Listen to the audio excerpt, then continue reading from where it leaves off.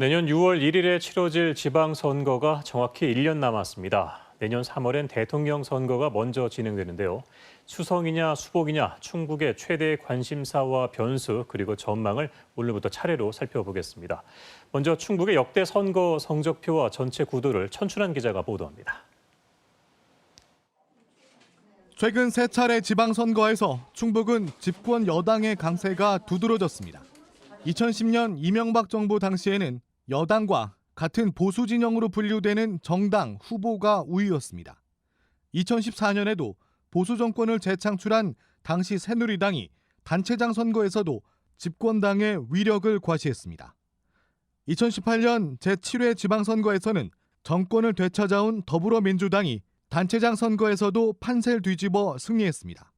내년 6월 1일 지방선거는 불과 석 달 앞서 치러질 대선의 영향을 크게 받을 것이란 관측이 지배적입니다. 대선에서 승기를 잡을 집권 여당의 프리미엄이 이어질 가능성이 크다는 겁니다. 실제 역대 선거 가운데 대통령 임기 초반에 실시한 두 차례 지방선거 모두 여당이 압승했습니다. 1998년 제2회 지방선거에서는 DJP 연합이 압도적인 우위를 보였고 2018년 제7회 선거에서도 민주당이 승리했습니다. 충북뿐만 아니라 전국 선거구 대부분이 같은 결과였습니다. 연이은 선거일수록 집권 여당에 대한 기대감이 더 크게 반영된다는 분석입니다.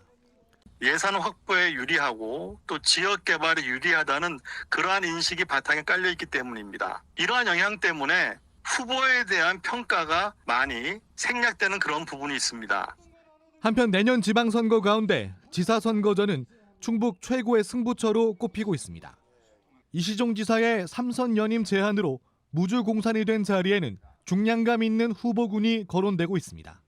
민주당에서는 노영민 전 대통령 비서실장의 출마가 유력한 가운데 국민의힘에서는 복귀를 노리는 정우택 전 의원을 비롯해 여야를 막론하고 자천 타천 거론되는 인사가 늘고 있습니다.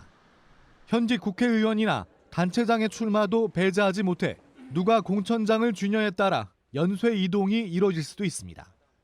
여기에 지사와 마찬가지로 광역선거구인 김병우 교육감의 3선 수석 여부도 관심입니다.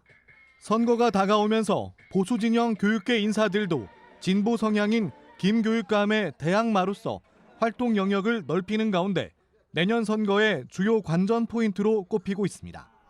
KBS 뉴스 천춘환입니다.